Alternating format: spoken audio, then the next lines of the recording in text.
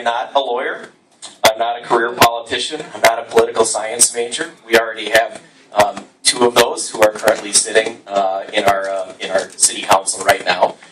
Professional politicians looking for that next step. Our mayor McGuire is also has aspirations of moving up. He had a failed attempt to run for state senate and was unsuccessful there. And I come from a background as an activist, like all of you, and I come from a business background. I've 17 years of business management experience. I understand budgets. I went to grad school for an MBA. I understand how to read, a 200-page financial document that the city of Eagan puts out every single year, which is almost painful sometimes to look at. Because you get to really look at, wow, the city of Eagan, we have 66,000 people, and we have a $30 million budget every year. And we also carry $32 million in debt in government bonds for a variety of projects which we've undertaken over the years. These aquatic parks and community centers and things like that. They don't pay for themselves. In fact, they routinely lose money year over year. They are not self-sustaining, and they are subsidized by every single person in this room who lives here in Eagan. And I think that's a difficult thing for me to deal with as well. Why do we, if we want to have the people we have in right now like to think of themselves as being very fiscally conservative. But if you look at the overall, the big picture, the 8 years, the 12 years that they've been in, it certainly isn't the case. Government continues to grow. And unless people stand up and say, all right, we need to hold the line here and be reasonable and not just continue to take, another 2.5% tax levy from the people to increase our spending, it's just going to continue to grow. And I think we're at a very dangerous position right now where the city has been doing fairly well, but things could go south in a hurry, especially when you're carrying that, that kind of debt and using it to fund projects like, $15 million parking ramp, for a private mall. I think that's a really dangerous thing as well.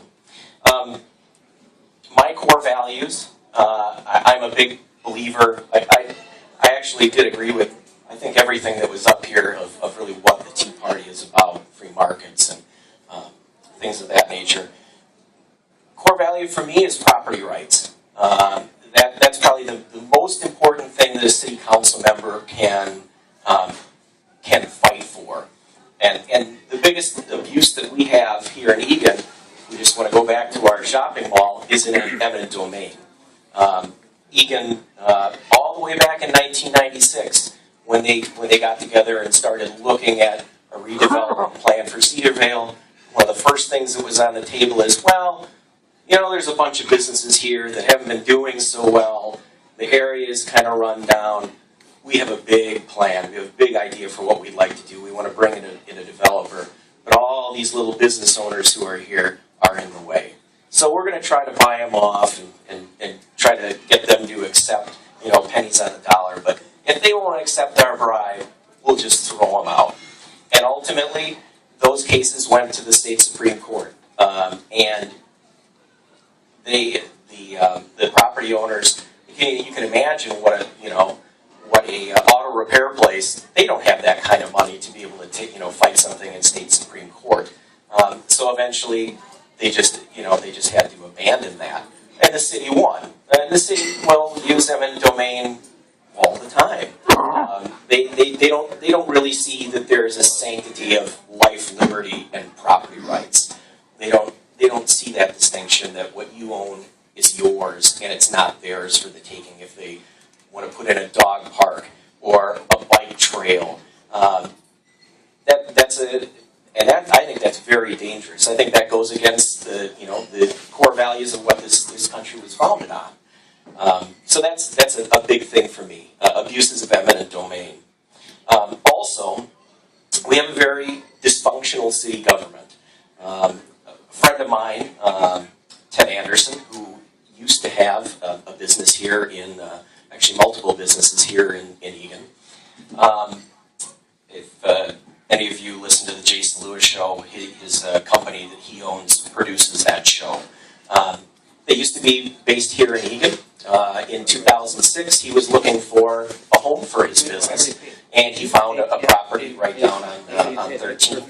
That looked, it's, you know, it could be a home and an office. It was good enough, and you know, it was being sold. It was in a commercial area, but it was still residential, and he just wanted to make sure that that he could use this property for his business.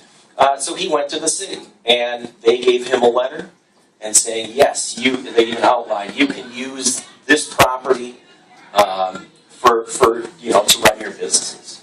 A few years later, 5 years later, he had done some property improvements. Then the city decided, well, they had a new city planner. Well, maybe not so much. Maybe you can't run that out of here. We're going to change the zoning here.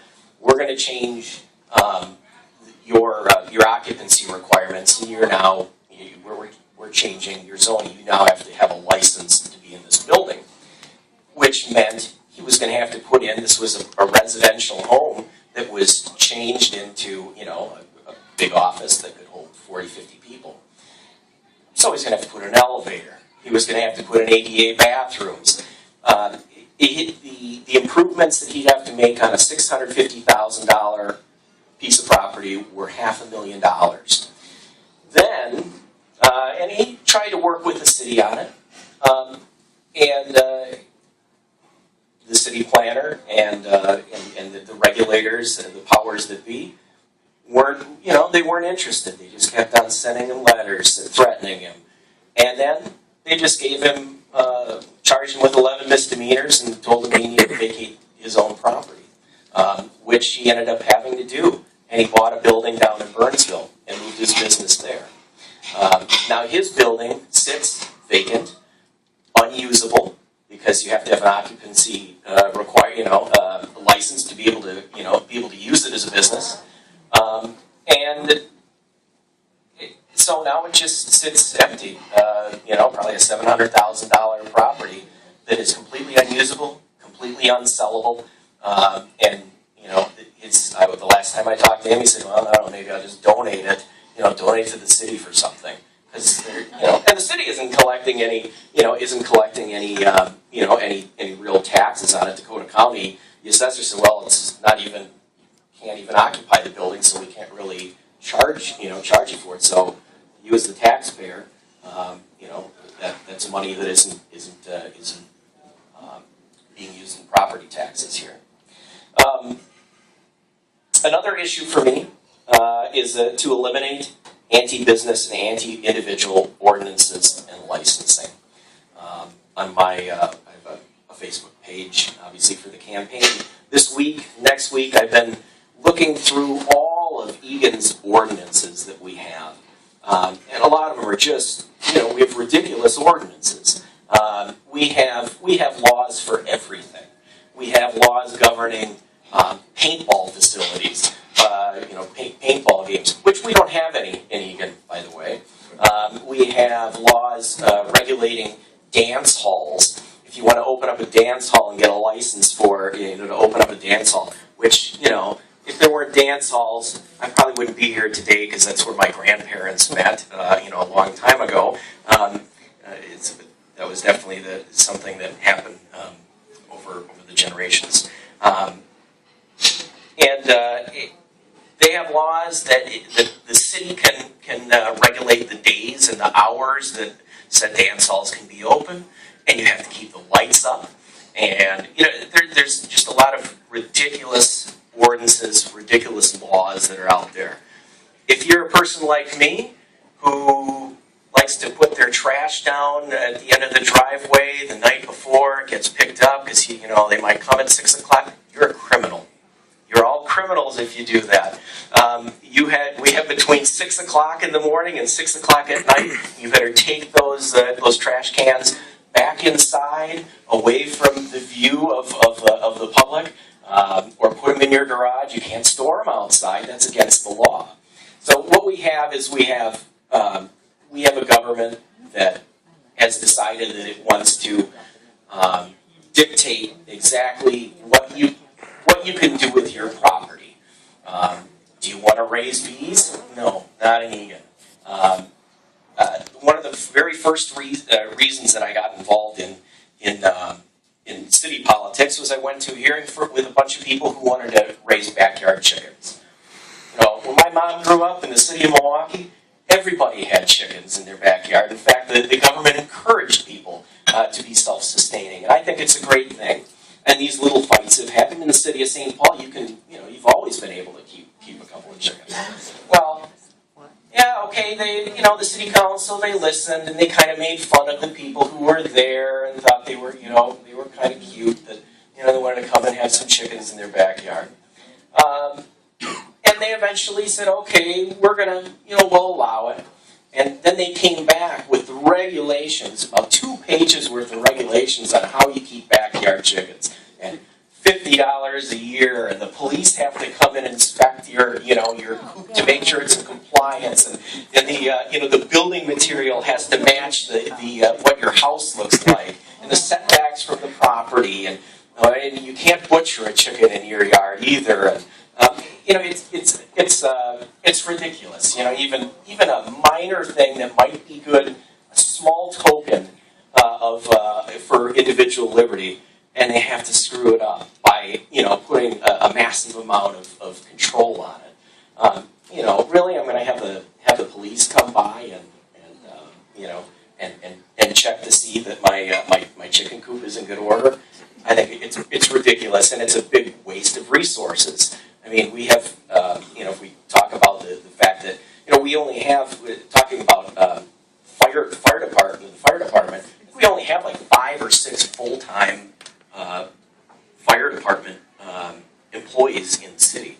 Well, if we weren't busy throwing money around at useless things and enforcing ordinances that are ridiculous, maybe we'd have money for some actual services. Like the $8 million facility. Right, exactly. Yep. Our green firehouse. We shut down 2 perfectly good firehouses, which were paid off in order to build the very first green firehouse in the United States of America. Because we want to be trendsetters. I think it was said before. These people want to have their names on the side of buildings. Absolutely, they want their names in the paper because they want to further their political careers. They want to be somebody. Well, I don't want to be elected because I want to be somebody. I don't want the power. I don't even think you need a leader. I think you guys are perfectly capable of running your own lives and deciding, well, do I want to make my neighbor mad and leave the trash out, or am I going to put it back? I don't need the Eagan police coming by and citing me and making me a criminal for it. I think I think that's part of the reason we've lost a sense of community in this country. We just don't talk to our neighbors enough. Otherwise, we could work these things out, like it was said earlier. There's these laws and nobody's following them.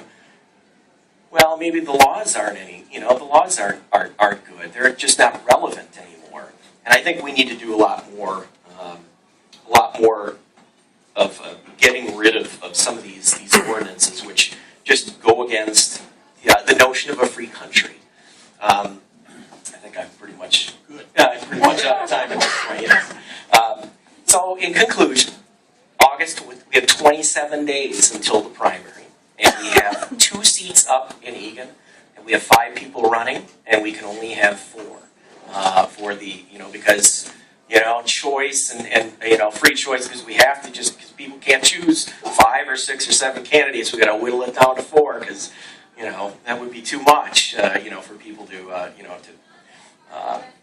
go into November and have that many choices. So, obviously, I need financial support. You can eventually, hopefully tomorrow morning, you should be able to go to Goodrich for Eagan, and you can donate there if you're interested.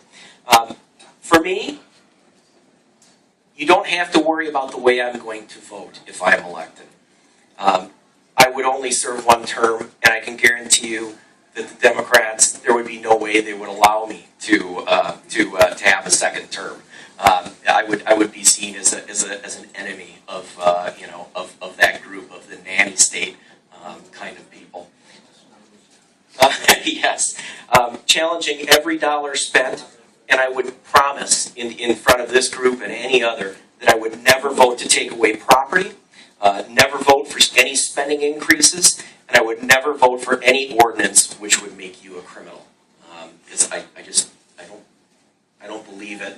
And the more I look into our city ordinances and our local laws, the more I question whether I'm a moral and upright citizen, because my firewood is stored closer than 5 feet from the entrance to my house, and sometimes, we buy that cord at winter time, and it's over 5 feet in height. So that makes me a criminal, and it might make you a criminal too. So, thanks.